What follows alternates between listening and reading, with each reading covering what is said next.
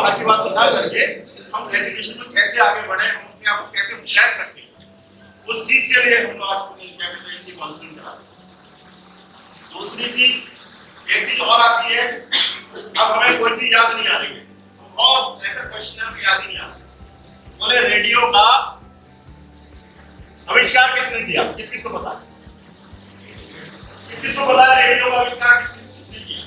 तो आइडिया ये है, तो पता होना चाहिए। ऐसे क्वेश्चन आते हैं, जब हमें समझ में नहीं आया, हम बचपन में बहुत छोटे से थे, और छोटे से थे तो हम आपस में लड़ते थे, तो हम फिर मार गोली बार बार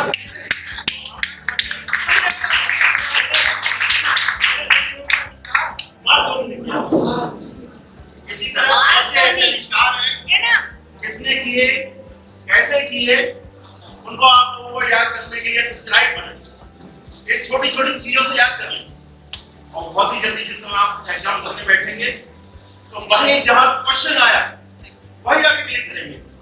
जो 3 सेकंड का है आप 8 सेकंड में कर लेंगे। ये मेरी गारंटी। जापान की राजधानी किसको पता है? किसी को प्रश्न है? क्या है? टोक्यो। है ना, सिर्फ 2 बच्चे हैं, तो उसको भी आप एक पिक्चर बना के अपने माइंड में सेट कर सकते हैं।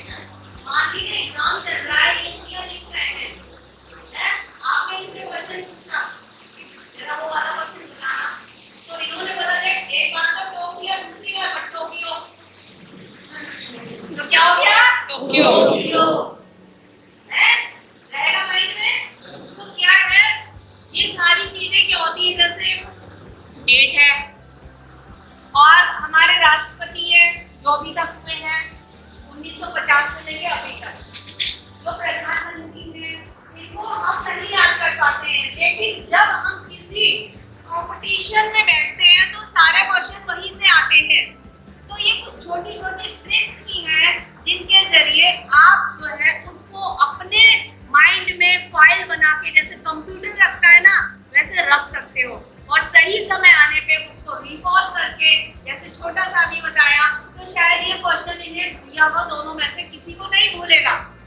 भैया एक बार तो टोक दिया, दूसरी बार मत टोकियो है। तो जापान जहाँ आया वही उसकी राजधानी क्या थी? टोक्यो, क्योंकि वो उनको बार बार टोक रहे थे।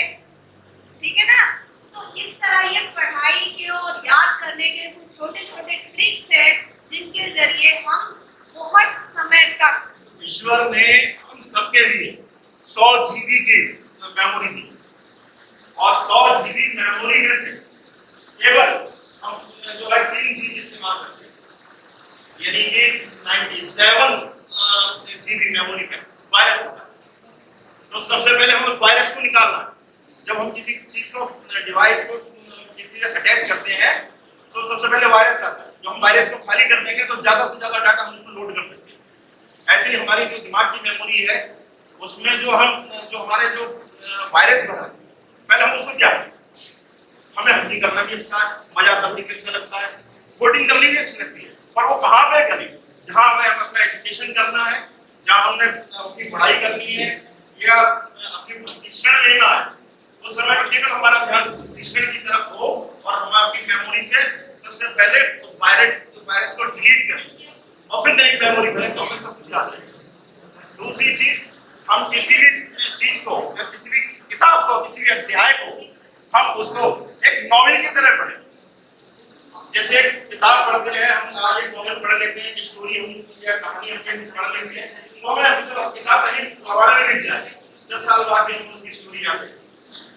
वैसे ही हमारी जो अध्ययन की पुस्तक है उसको अगर हम नॉवेल की तरह पढ़ेंगे तो फिर हमें किताब की जरूरत नहीं पड़ेगी। कौन से अध्याय में, कौन से पेज पे, कौन से नंबर पे क्या चीज लिखा है बिल्कुल क्लियर हो जाएगा। या कौन सा क्वेश्चन हमारे एग्जाम में आएगा, उस एग्जाम में जैसे ही क्वेश्चन आएगा वैसे ही आंसर हमारे पास पहले एडवांस है, और हम सक्सेस होंगे, कामयाब होंगे।